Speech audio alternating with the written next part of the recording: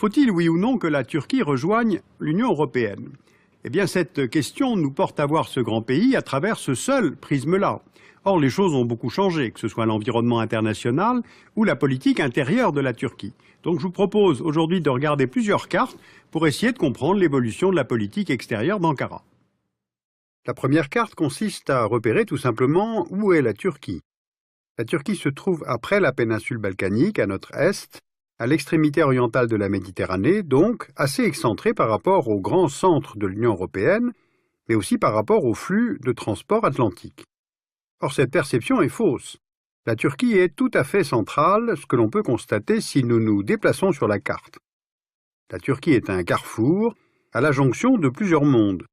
Le monde russe, par la mer Noire et le Caucase, le monde turcophone, d'Asie centrale, le Moyen-Orient, avec les frontières sud et est ouvrant sur la Syrie, l'Irak, l'Iran, le pays ouvre sur la mer Égée et la Méditerranée, et bien sûr la Turquie est proche de la Grèce, donc de l'Union européenne. C'est donc ce point de vue-là qu'il convient de prendre si l'on veut analyser les diverses logiques de la politique extérieure turque. La deuxième carte, c'est tout simplement la carte du pays. La capitale est Ankara, le pays fait près de 800 000 km², soit plus de 2 fois la superficie de l'Allemagne. Il avait 78 millions d'habitants en 2010, avec un indice de fécondité de 2,04. Ses habitants sont des Turcs à 80% et Kurdes à 20%. Ce qui indique que la Turquie est peuplée aussi par 15 millions de Kurdes. Je vous rappelle que le peuple kurde est réparti entre plusieurs États de la région, notamment en Syrie, en Irak, en Iran, et ses revendications en faveur d'un État indépendant n'ont jamais abouti depuis les négociations de 1920. 99% de la population de la Turquie, Turcs et Kurdes, pratique l'islam sunnite, près de 1% l'islam chiite, et ce dans un pays à constitution laïque. Du côté de l'économie, la Turquie reste un pays agricole avec plus de 30% de la population active employée dans ce secteur. Le pays a d'ailleurs une industrie agroalimentaire exportatrice. La Turquie est riche en fer, en lignite, en charbon, en cuivre, en chromite. Il a les premières réserves mondiales de bore, qui est un élément chimique qui entre dans la composition des fibres de verre, de plus en plus demandé comme isolant dans la construction. Peu de réserves en pétrole, et pourtant le pays a développé d'importantes capacités de raffinage, ce qui se comprend très bien lorsque l'on se penche sur une troisième carte, celle du pays dans son environnement régional. Car il y a évidemment la question du transit des hydrocarbures venant d'Asie centrale et de Russie vers l'Europe. Et par sa position géographique, la Turquie est une voie de passage presque incontournable. On voit sur la carte les tracés des oléoducs amenant le pétrole extrait des réserves de la Caspienne, et plus précisément le Bakou-Tbilissi-Soupsa, qui a été le premier à contourner le monopole russe, le Bakou-Tbilissi-Ceyhan, qui arrive au terminal turc de Ceyhan. Il a ouvert en 2005, il est important car c'est le premier oléoduc venant d'Asie centrale qui va vers l'Europe, sans passer par la mer Noire, évitant ainsi totalement les réseaux russes. On voit maintenant les gazoducs, ceux en activité et ceux en projet, et là encore, même configuration. Le gaz vient des États d'Asie centrale ou d'Iran, il transite par la Turquie, puis il est exporté vers l'Europe en passant par le détroit du Bosphore. Un projet traverse celui des Dardanelles, c'est le réseau dit Nabucco, qui concurrence le projet russe South Stream. Je voudrais m'arrêter un moment sur le détroit du Bosphore, au nord de la mer de Marmara, et vous démontrer là encore l'importance de la Turquie. De part et d'autre de ce passage se trouve la ville d'Istanbul, qui est aujourd'hui une agglomération de 13 millions d'habitants. Ce détroit, ainsi que celui des Dardanelles, forment une faille qui sépare physiquement l'Europe de l'Asie. Tous les navires et cargos qui sortent ou qui se rendent dans les ports de la mer Noire sont contraints de passer par ces détroits pour pouvoir accéder à la Méditerranée, puis ensuite par Gibraltar accéder à l'océan Atlantique, ou par le canal de Suez à l'Asie. Ce qui fait qu'environ 140 navires passent chaque jour par le Bosphore, soit à peu près un navire toutes les 10 minutes, dans le sens nord-sud. Et dans le sens est-ouest, Près de 1 million de Stambouliotes traversent chaque jour le détroit pour se rendre d'un côté à l'autre de la ville. Ceci pour vous expliquer qu'Istanbul est une ville saturée. Alors en avril 2011, la Turquie a annoncé qu'elle prévoyait d'ouvrir un deuxième Bosphore à l'ouest, en Thrace, c'est-à-dire dans la partie européenne de la Turquie. Il s'agit du percement d'un canal permettant de détourner les navires, les cargos, les tankers qui passent chaque jour aujourd'hui au cœur même de la ville d'Istanbul. Le projet est pharaonique, estimé à 7 milliards d'euros d'investissement. Il est critiqué pour ses conséquences écologiques qui sont inévitables, et critiqué aussi par la Russie, car ce canal permettrait à la Turquie de contourner la Convention de Montreux de 1936. Je vous rappelle que cette convention multilatérale garantit l'internationalisation des détroits turcs. Mais pour la Turquie, ouvrir en 2023 ce canal Istanbul, comme on l'appelle, serait une bonne façon de fêter le centenaire de la République turque fondée en 1923 par Mustafa Kemal Atatürk. Une nouvelle carte qu'il faut avoir à l'esprit, c'est celle du Moyen-Orient. Voici une carte des pays membres de l'OTAN. Ce que l'on observe, c'est que la Turquie est le seul État du Moyen-Orient à faire partie de l'Alliance Atlantique, et ce depuis quasiment le début en 1952. Aujourd'hui, 20 ans après la fin de la guerre froide, la Turquie avance avec des concepts de politique étrangère tout à fait pragmatiques. Le premier intérêt national turc consiste à avoir zéro problème avec l'ensemble de ses voisins, à l'ouest comme à l'est. Côté est, on constate en effet depuis quelques années une ouverture assez nette dans les relations entre Ankara et les États du Moyen-Orient. Une nouvelle carte nous montre que la Turquie est le château d'eau du Moyen-Orient. C'est depuis les monts Taurus, à l'est, que naissent le Tigre et l'Euphrate, qui irriguent ensuite la Syrie et l'Irak. Les projets de barrage de la Turquie, pays en amont, ont souvent suscité des tensions avec les voisins et notamment avec Damas. Néanmoins, ces dernières années, les deux pays se rapprochent. En 2010, ils ont lancé un projet de barrage dans la province turque de Latay, revendiqué par Damas. Ce barrage dit de l'amitié se situe sur le fleuve Oronte, qui traverse le nord-ouest de la Syrie avant de rejoindre la Méditerranée. Et évidemment, Ankara suit attentivement la crise syrienne du printemps 2011 et envoie constamment des émissaires à Damas visant à éviter les sanctions des puissances occidentales. Parce que le calcul turc, en multipliant ses partenariats, est d'offrir des options à la Syrie pour qu'elle ne soit plus l'otage de son seul allié iranien. Là aussi, la Turquie cherche à éviter l'isolement de l'Iran, qui fait l'objet de sanctions internationales du fait de son programme d'enrichissement d'uranium. L'Iran fournit 30% des besoins turcs en gaz naturel chaque année, et la sécurité énergétique de la Turquie passe donc par des accords de ce type. Alors Téhéran a proposé à Ankara de s'associer à l'exploration de son gisement gazier de South Pass. C'est l'un des plus importants au monde et la Turquie va y investir 5 milliards de dollars à partir de 2012. Le pragmatisme pousse la Turquie à conduire donc une politique finalement très autonome des politiques occidentales en refusant de voter au Conseil de sécurité plus de sanctions contre l'Iran. Les choses ont changé aussi dans les relations entre la Turquie et Israël.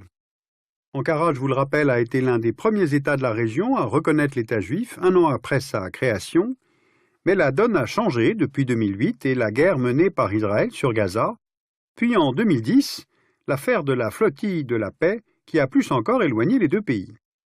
Organisée par une ONG turque pour fournir de l'aide aux Palestiniens de Gaza, la flottille a été interceptée dans les eaux internationales par l'armée israélienne. Des affrontements ont suivi, entraînant la mort d'une dizaine d'activistes et notamment des citoyens turcs. Alors on voit bien par tous ces gestes que le rapprochement avec les États du monde arabe est tout à fait net, et la Turquie se détournerait donc de ses ambitions de devenir un jour membre de l'Union européenne. Du moins, c'est ainsi que ce mouvement est souvent interprété. Or, je ne pense pas qu'il faille lire les choses ainsi. Le désir d'appartenance à l'Europe communautaire est très ancien. Depuis la signature en 1963 d'un accord d'association avec la CEE, l'adhésion est régulièrement réclamée, devenant une priorité de la politique étrangère turque depuis la chute du mur de Berlin.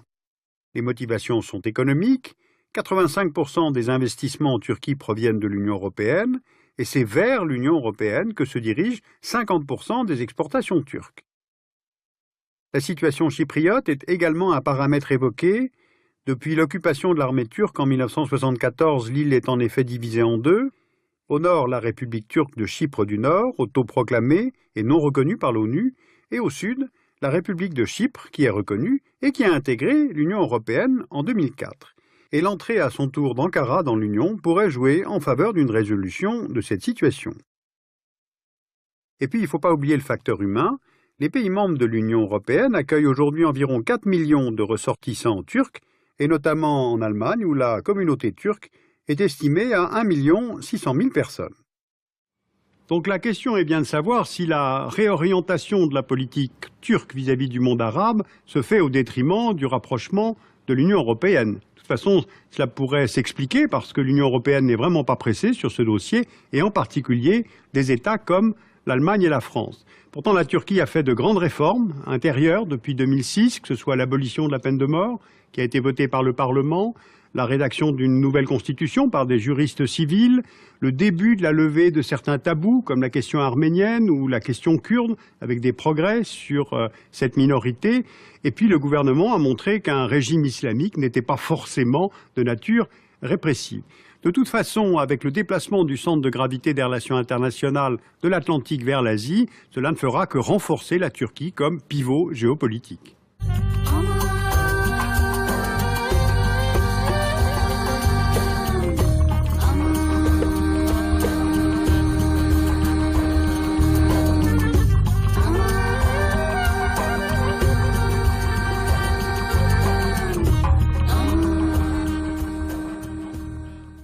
« 140 navires passent chaque jour par le Bosphore, soit à peu près un navire toutes les 10 minutes, dans le sens nord-sud. Et dans le sens est-ouest, près de 1 million de stambouliotes traversent chaque jour le détroit pour se rendre d'un côté à l'autre de la ville. Ceci pour vous expliquer qu'Istanbul est une ville saturée.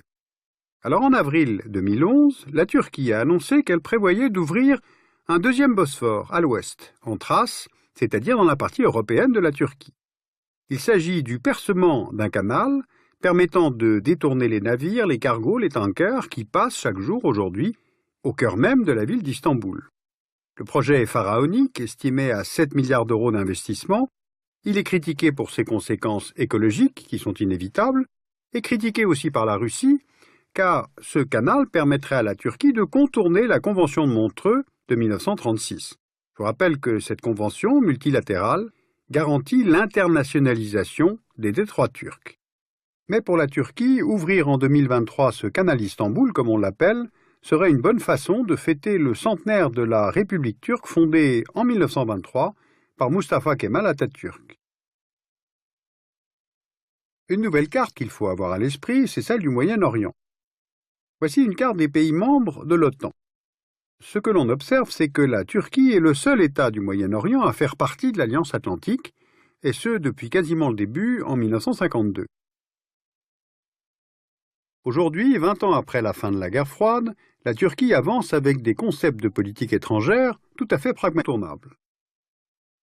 On voit sur la carte les tracés des oléoducs amenant le pétrole extrait des réserves de la Caspienne, et plus précisément le Bakou-Tbilissi-Soupsa, qui a été le premier à contourner le monopole russe, le Bakou-Tbilissi-Ceyhan, qui arrive au terminal turc de Ceyhan. Il a ouvert en 2005, il est important car c'est le premier oléoduc venant d'Asie centrale qui va vers l'Europe, sans passer par la mer Noire, évitant ainsi totalement les réseaux russes. On voit maintenant les gazoducs, ceux en activité et ceux en projet, et là encore, même configuration. Le gaz vient des États d'Asie centrale ou d'Iran, il transite par la Turquie, puis il est exporté vers l'Europe en passant par le détroit du Bosphore. Un projet traverse celui des Dardanelles, c'est le réseau dit Nabucco, qui concurrence le projet russe South Stream. Je voudrais m'arrêter un moment sur le détroit du Bosphore au nord de la mer de Marmara et vous démontrer là encore l'importance de la Turquie. De part et d'autre de ce passage se trouve la ville d'Istanbul, qui est aujourd'hui une agglomération de 13 millions d'habitants. Ce détroit, ainsi que celui des Dardanelles, forment une faille qui sépare physiquement l'Europe de l'Asie. Tous les navires et cargos qui sortent ou qui se rendent dans les ports de la mer Noire sont contraints de passer par ces détroits pour pouvoir accéder à la Méditerranée, puis ensuite par Gibraltar accéder à l'océan Atlantique, ou par le canal de Suez à l'Asie. Ce qui fait qu'environ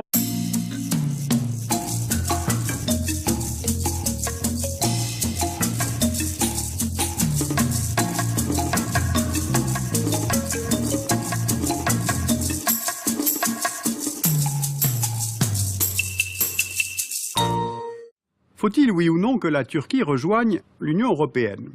Eh bien, cette question nous porte à voir ce grand pays à travers ce seul prisme-là. Or, les choses ont beaucoup changé, que ce soit l'environnement international ou la politique intérieure de la Turquie. Donc, je vous propose aujourd'hui de regarder plusieurs cartes pour essayer de comprendre l'évolution de la politique extérieure d'Ankara. La première carte consiste à repérer tout simplement où est la Turquie.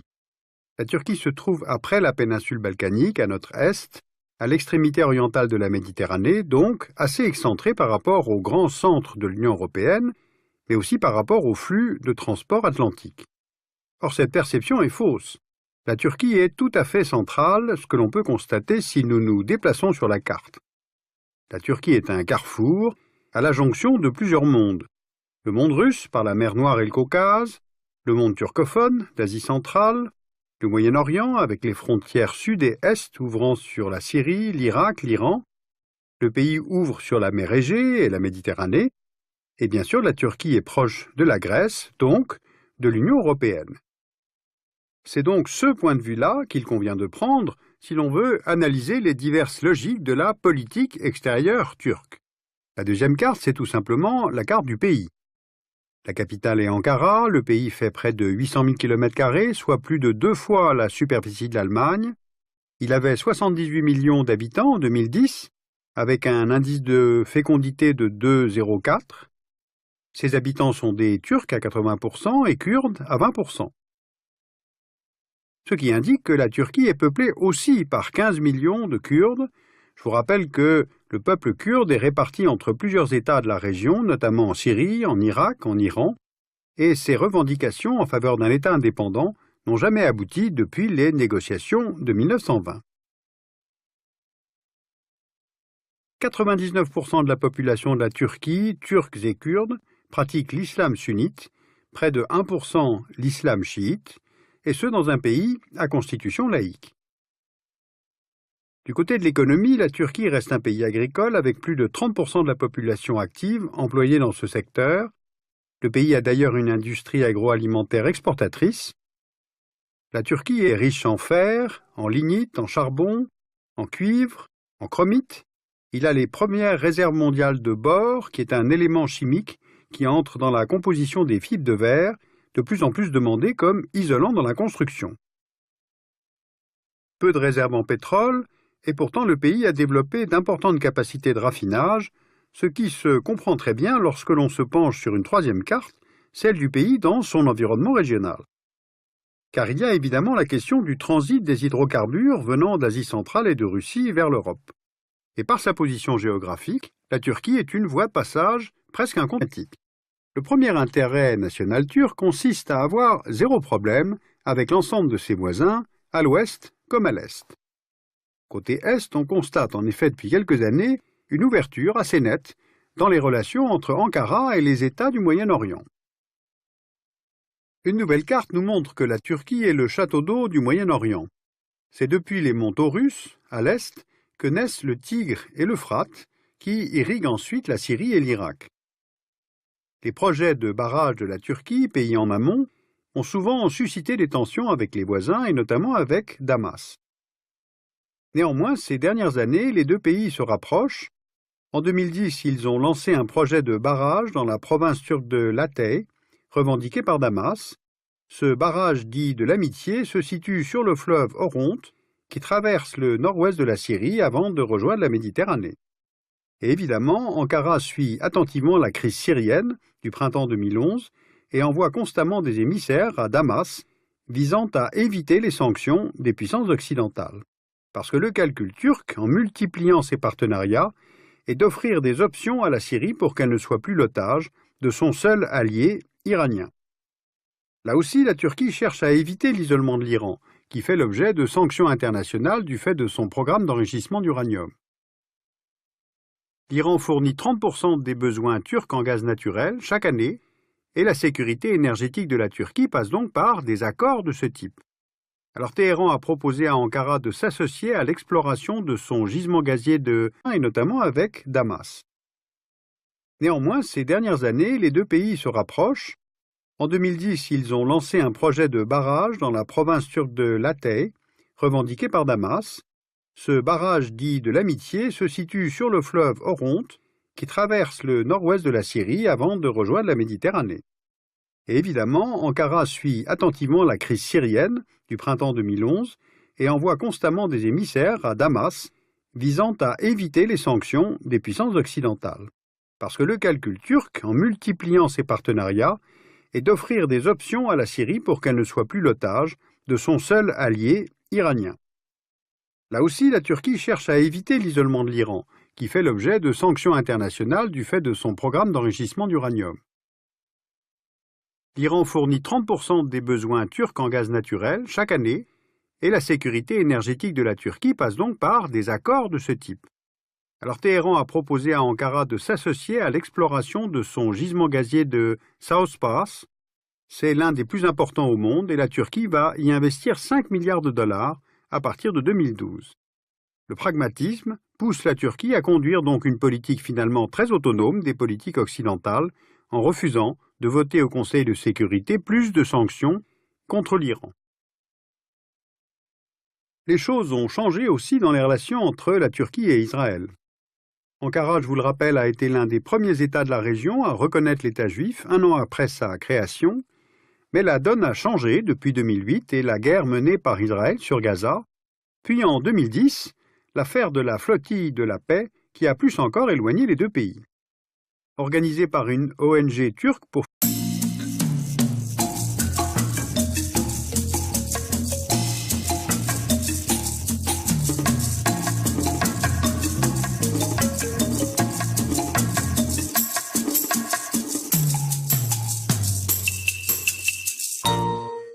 Faut-il, oui ou non, que la Turquie rejoigne l'Union européenne?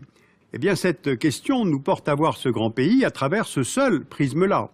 Or, les choses ont beaucoup changé, que ce soit l'environnement international ou la politique intérieure de la Turquie. Donc, je vous propose aujourd'hui de regarder plusieurs cartes pour essayer de comprendre l'évolution de la politique extérieure d'Ankara.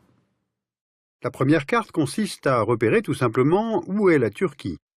La Turquie se trouve après la péninsule balkanique, à notre est, à l'extrémité orientale de la Méditerranée, donc assez excentrée par rapport au grand centre de l'Union européenne, mais aussi par rapport au flux de transport atlantique. Or, cette perception est fausse. La Turquie est tout à fait centrale, ce que l'on peut constater si nous nous déplaçons sur la carte. La Turquie est un carrefour, à la jonction de plusieurs mondes. Le monde russe, par la mer Noire et le Caucase, le monde turcophone, d'Asie centrale, le Moyen-Orient, avec les frontières sud et est ouvrant sur la Syrie, l'Irak, l'Iran. Le pays ouvre sur la mer Égée et la Méditerranée. Et bien sûr, la Turquie est proche de la Grèce, donc de l'Union européenne. C'est donc ce point de vue-là qu'il convient de prendre si l'on veut analyser les diverses logiques de la politique extérieure turque.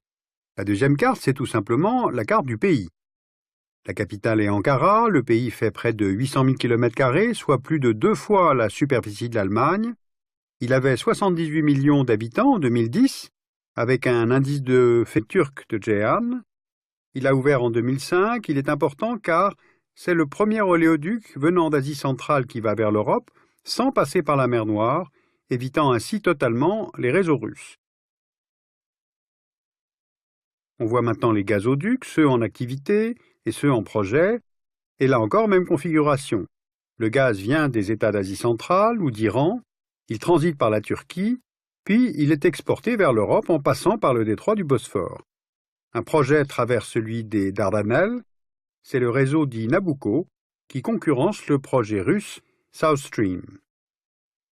Je voudrais m'arrêter un moment sur le détroit du Bosphore au nord de la mer de Marmara et vous démontrer là encore l'importance de la Turquie. De part et d'autre de ce passage se trouve la ville d'Istanbul, qui est aujourd'hui une agglomération de 13 millions d'habitants. Ce détroit, ainsi que celui des Dardanelles, forment une faille qui sépare physiquement l'Europe de l'Asie. Tous les navires et cargos qui sortent ou qui se rendent dans les ports de la mer Noire sont contraints de passer par ces détroits pour pouvoir accéder à la Méditerranée, puis ensuite par Gibraltar accéder à l'océan Atlantique ou par le canal de Suez à l'Asie. Ce qui fait qu'environ 140 navires passent chaque jour par le Bosphore, soit à peu près un navire toutes les 10 minutes dans le sens nord-sud. Et dans le sens est-ouest, près de 1 million de stambouliotes traversent chaque jour le détroit pour se rendre d'un côté à l'autre de la ville. Ceci pour vous expliquer qu'Istanbul est une ville saturée. Alors en avril 2011, la Turquie a annoncé qu'elle prévoyait d'ouvrir un deuxième Bosphore à l'ouest, en fécondité de 2,04. Ses habitants sont des Turcs à 80% et Kurdes à 20%. Ce qui indique que la Turquie est peuplée aussi par 15 millions de Kurdes. Je vous rappelle que le peuple kurde est réparti entre plusieurs États de la région, notamment en Syrie, en Irak, en Iran, et ses revendications en faveur d'un État indépendant n'ont jamais abouti depuis les négociations de 1920. 99% de la population de la Turquie, Turcs et Kurdes, pratique l'islam sunnite, près de 1% l'islam chiite, et ce dans un pays à constitution laïque. Du côté de l'économie, la Turquie reste un pays agricole avec plus de 30% de la population active employée dans ce secteur. Le pays a d'ailleurs une industrie agroalimentaire exportatrice. La Turquie est riche en fer, en lignite, en charbon, en cuivre, en chromite. Il a les premières réserves mondiales de bore, qui est un élément chimique qui entre dans la composition des fibres de verre, de plus en plus demandé comme isolant dans la construction. Peu de réserves en pétrole, et pourtant le pays a développé d'importantes capacités de raffinage, ce qui se comprend très bien lorsque l'on se penche sur une troisième carte, celle du pays dans son environnement régional. Car il y a évidemment la question du transit des hydrocarbures venant d'Asie centrale et de Russie vers l'Europe. Et par sa position géographique, la Turquie est une voie de passage presque incontournable. On voit sur la carte les tracés des oléoducs amenant le pétrole extrait des réserves de la Caspienne, et plus précisément le Bakou-Tbilissi-Soupsa, qui a été le premier à contourner le monopole russe, le Bakou-Tbilissi-Ceyhan, qui arrive au terminal Thrace, c'est-à-dire dans la partie européenne de la Turquie. Il s'agit du percement d'un canal permettant de détourner les navires, les cargos, les tankers qui passent chaque jour aujourd'hui au cœur même de la ville d'Istanbul. Le projet est pharaonique, estimé à 7 milliards d'euros d'investissement. Il est critiqué pour ses conséquences écologiques, qui sont inévitables, et critiqué aussi par la Russie, car ce canal permettrait à la Turquie de contourner la Convention de Montreux de 1936. Je vous rappelle que cette convention multilatérale garantit l'internationalisation des détroits turcs. Mais pour la Turquie, ouvrir en 2023 ce canal Istanbul, comme on l'appelle, serait une bonne façon de fêter le centenaire de la République turque fondée en 1923 par Mustafa Kemal Atatürk. Une nouvelle carte qu'il faut avoir à l'esprit, c'est celle du Moyen-Orient. Voici une carte des pays membres de l'OTAN. Ce que l'on observe, c'est que la Turquie est le seul État du Moyen-Orient à faire partie de l'Alliance Atlantique, et ce depuis quasiment le début en 1952. Aujourd'hui, 20 ans après la fin de la guerre froide, la Turquie avance avec des concepts de politique étrangère tout à fait pragmatiques. Le premier intérêt national turc consiste à avoir zéro problème avec l'ensemble de ses voisins, à l'ouest comme à l'est. Côté est, on constate en effet depuis quelques années une ouverture assez nette dans les relations entre Ankara et les États du Moyen-Orient. Une nouvelle carte nous montre que la Turquie est le château d'eau du Moyen-Orient. C'est depuis les monts Taurus, à l'est, que naissent le Tigre et l'Euphrate, qui irriguent ensuite la Syrie et l'Irak. Les projets de barrages de la Turquie, pays en amont, ont souvent suscité des tensions avec les voisins,